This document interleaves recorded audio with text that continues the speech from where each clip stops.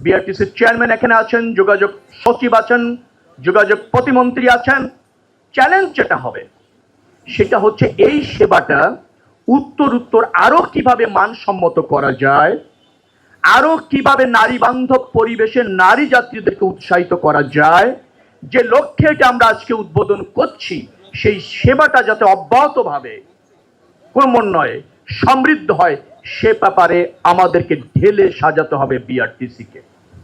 অর্থাৎ অপারেশনে যারা থাকবেন তাদের মধ্যে অনেক পরিবর্তন যারা আছেন দরকার হবে, মননে এবং আপনার কর্মে।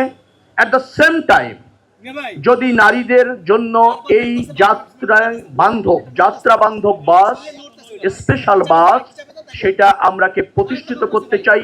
আমরা কিন্তু চাই না, অনেক উদ্যোগ এর আগে হয়েছে, মুখ থুবড়ে পড়ে গিয়েছে।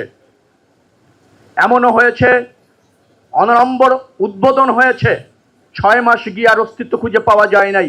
সেটা এই সরকার হতে দেবে না। সেটা এই মন্ত্রণালয় কিন্তু কোনোভাবে সেই জায়গায় আবার আমাদেরকে ফিরে যেতে হয় তা হবে না। যারা এখানে কর্মকর্তারা আছেন বিআরটিসি এবং যোগাযোগ মন্ত্রণালয়ের, ডেফিনেটলি আমি তাদের উদ্দেশ্যে বলতে চাচ্ছি, আজকে যে সেবাটা আমরা পাবো 2 মাস পর এই সেবার মান আরো বাড়াতে হবে। আমি এই কারণে বলছি যে এক্সিস্টিং যে আমাদের লজিস্টিক সাপোর্ট এবং লোকবল আছে, তারা নতুন একটা ধারণার মধ্যে যাচ্ছেন। পরিপূর্ণভাবে প্রস্তুত নাও থাকতে পারেন, বাট প্রতিদিনই আপনাদেরকে এই যে ব্যবস্থাপনা তার উন্নতি করতে হবে, যাত্রী বান্ধব করতে হবে, নিরাপদ করতে হবে।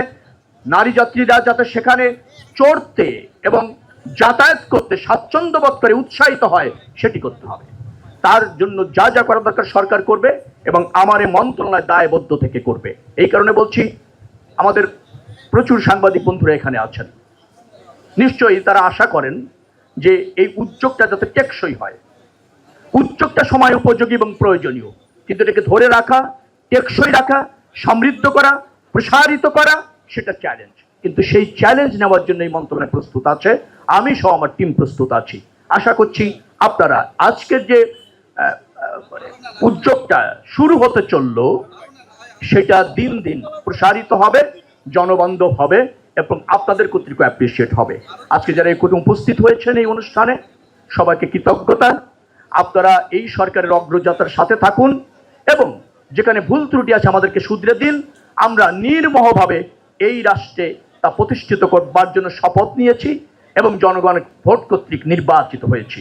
যারা উপস্থিত হয়েছেন তাদের ব্যক্তি জীবন সুন্দর হোক, সফল হোক, এই প্রত্যাশা রাখে আজকের একটু পরেই এই নারী যাত্রীদের নিয়ে নারী বান্ধব বিশেষ বাস ঢাকার রুটে এবং at the same time Chattogram এবং বগুড়া রুটে চলাচলের শুভ উদ্বোধনের শুভ অগ্রযাত্রা কামনা করছি।